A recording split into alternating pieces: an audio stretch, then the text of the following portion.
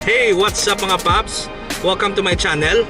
Maubra naman kita sa another first sa ako na channel. And this is a reaction video. Ma-react ako sa isa ka trending sa mga video sa social media. Kaya daw damo gid ang nag-comment sini, kag daw damo gid nagreklamo sa video nga ni. Ang video nga ni is about the rated K segment about Teniente Guimo. Asa ni Ilonggo, bala nyo naman guro kung sino na si Teniente Guimo. Very popular na siyang urban legend dito sa Iloilo. Nagpagwa ang rated K, gin-feature nila ni si Teniente Guimo because of course Halloween subong nag-feature sila about aswang. So si Teniente Guimo is one of the more popular figures na ginakilala nga aswang dito sa Pilipinas. So sige, tanawon kong video kag ma-react ako kung justifiable giman ba lang mga reklamo sa mga Ilonggo. So I have a little bit of an idea naman kung anong ginareklamo nila, pero this is my first time na tanawon jugid sang start to finish, okay? So tanawon ko lang sa cellphone ko. Rito din sumong sasakyan kay gahod to sa sulod balay. Muna na yung pinaka-quiet nga lugar. Sige. Okay. So, ari siya. Siya. Okay. Kasi, start ko na liwat ha. Here we go.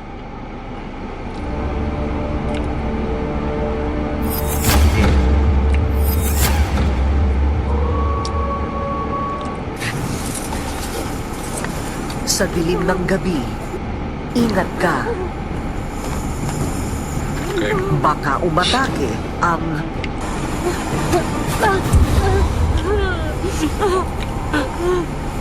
aswang.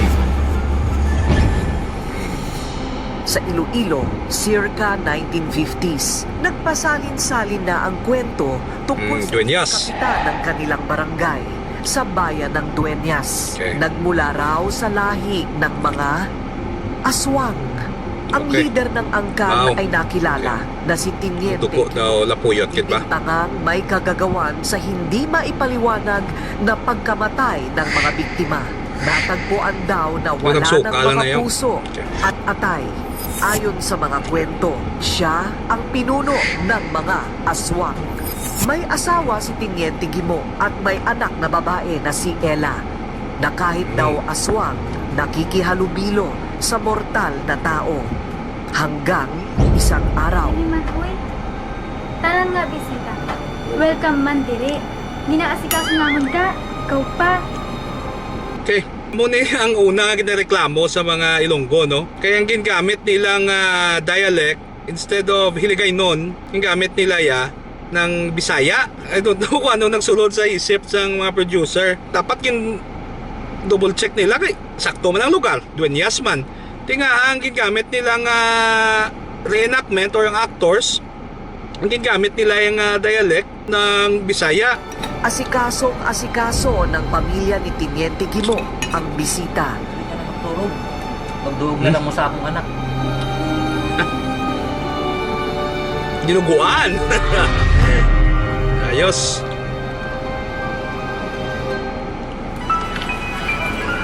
Nang gabing yon, hindi makatulog ang bisita ng kanyang anak, parang namamahay. Nang sinubukan na niyang matulog, may narinig siyang ingay ng mga tao sa paligid ng bahay.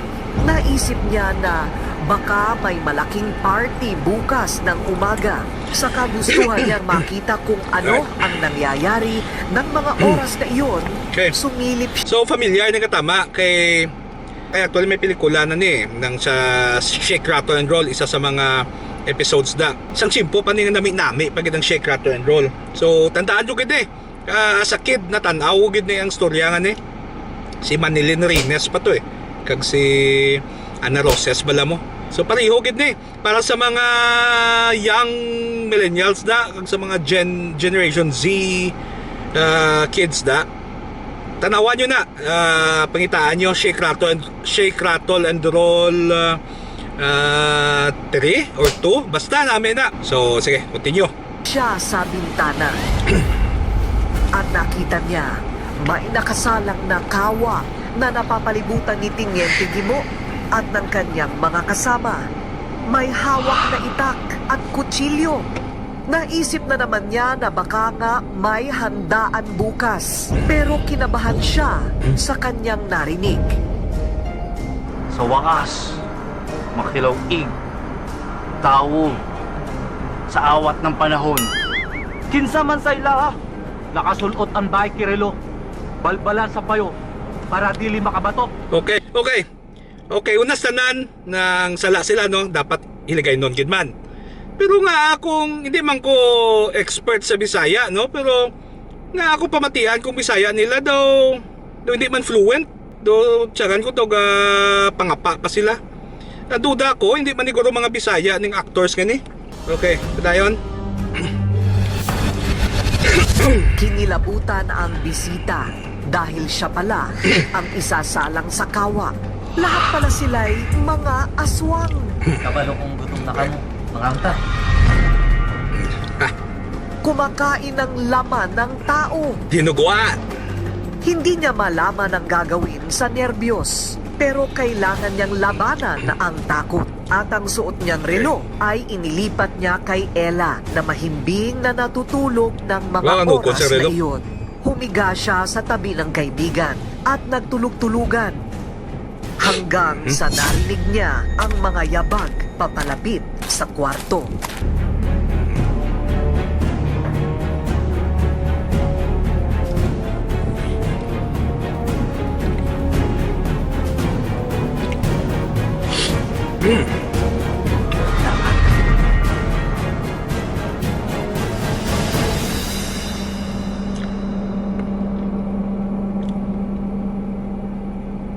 Surprise! Pistik ka mo! Bata ko man siya! Pistik ka mo! Bata ko man Anak siya! pala Ano ni mali? Tiniente Gimo ang napagkamalan at napatay ng mga kasamahan niyang aswang. Sa Laila Planning. Sa matinding sakit at galit ni Tiniente Gimo, nakapangingilabot ang pagbabago ng kanyang itsura at kanyang inutos na habulin ang bisitang babae at kanyang hinarap ang kapwa niya aswang na pumatay sa kanyang anak. Well, sabagay. Naglaban ng aswang sa Inutuloy aswang. mo. Hantingon!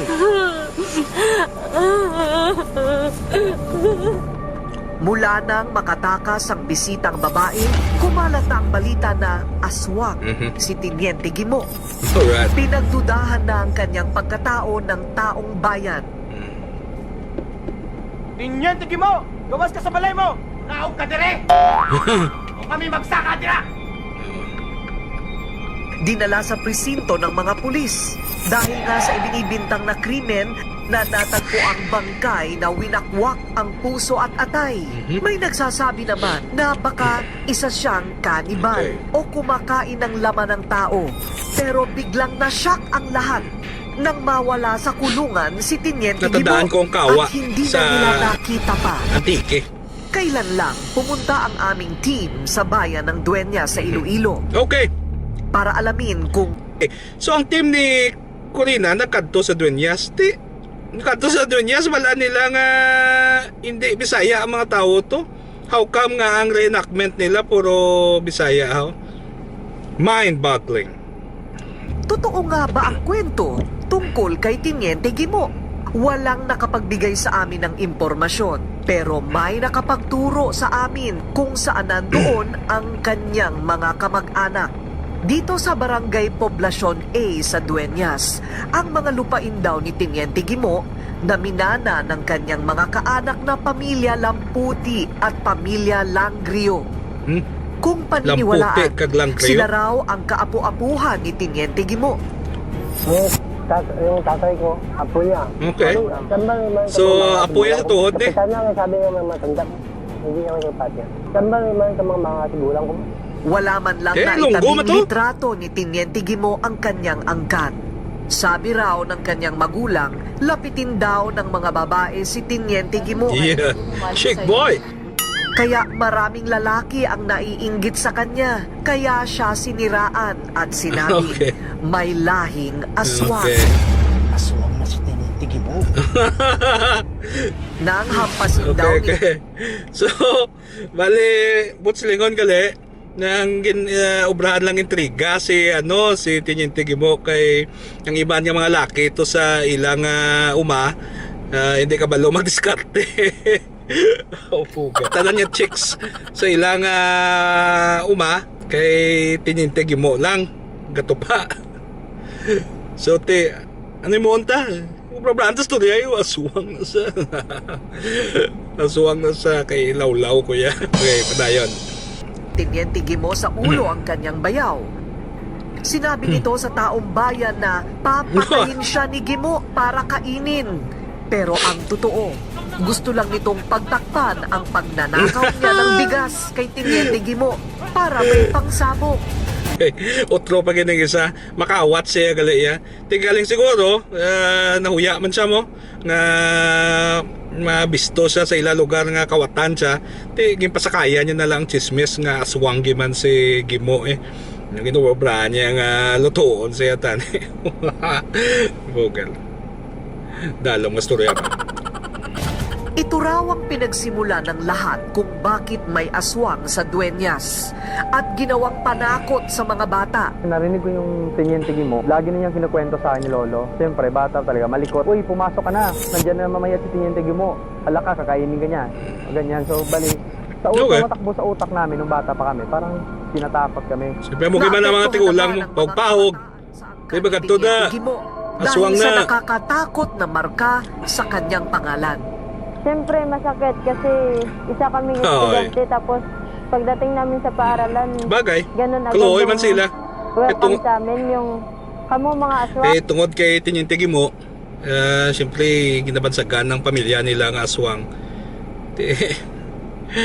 Siyempre, nakahuluya man Oo.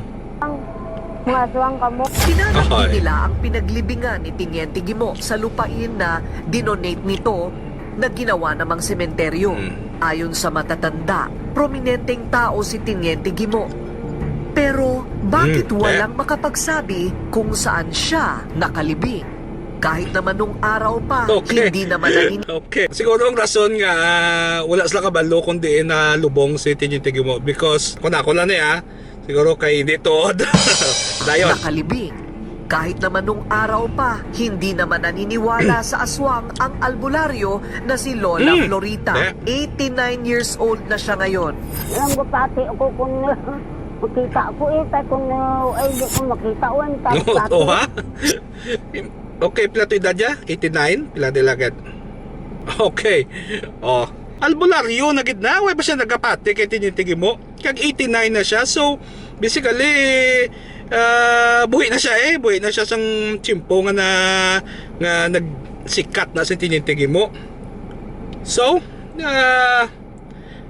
siguro I can say kaya nga di nituod pero ako lang na ha, okay, ako lang na. ang bupati ako kung makita ako kung ay di ko makita Okay. bupati. Albularyo Sa ka bayan ba naman ng Pasig, Albularyo ay katabing kapati bayan sa ng aswang. Dueñas, may ginagawang pangontra raw sa aswang. Yung sa loob niya, mga kahoy-kahoy yun na pinag-mix ko. Ang mga kahoy-kahoy na to, kinukuha ito pag tuwing Semana Santa doon sa bundok.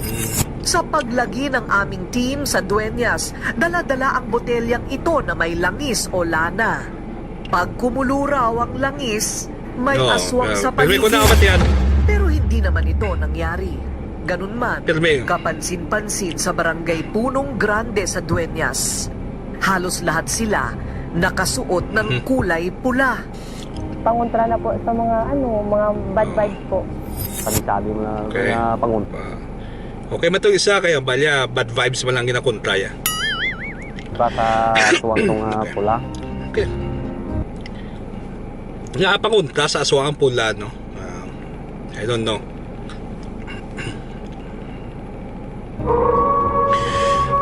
Pero nito lang isang gabi, sinulabog si Remark ng kababalaghan. Nakita raw niya ang isang dambuhalang aso. Basta may Nanlilisik ang Rottweiler. mga matang nakatitig sa kanya at biglang nawala. Okay. Naniniwala siya ng aswang nag-anyong aso. 3 beses na raw nagpapakita sa kanya na parang nanghahamon.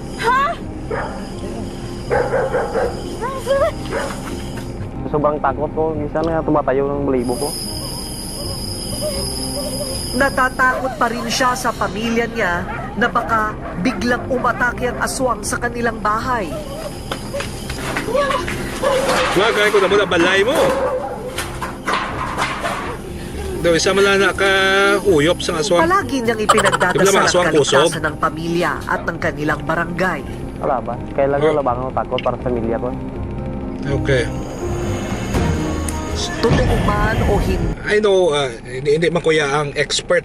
Tanig review nyo gidanay ang reenactment or ang production kay syempre unfair man sa mga Ilonggo or sa mga taga-Dueñas gin-murder mong ilang nga dialect, no? Sa Dueñas do ano da sila do medyo kakaraya na da sila or at least iligay noon na lang tani ang ginagamit nga language. Well, I don't know na I'm not the one to judge, no? Kasi may nagsala lang sa inyo nga ano kag sige na lang gipadayon nyo lang ang nami ang inyo segment, pero mula na hindi ako nagsala lang. Although personally liway makugapati kay Teniente Guimo, pero of course ang mga Dueñas people, although inaswang na, they have a sense of pride or ownership sa myth or sa urban legend kasi Teniente Guimo. So tani gin kayo nyo lang ang dialect eh. So anyway, amo ning first time ko mag-review sa channel ko. I hope you like it. Kung gusto nyo tani nga magtagalog ako, please comment nyo na lang suggestion nyo sa comment box. Kung okay lang sa inyo nga gahiligay nun lang ko, so okay man, just let me know. So anyway, nagulag. So yeah, anyway, sa sunod naman nga video. Thanks for watching. Bye.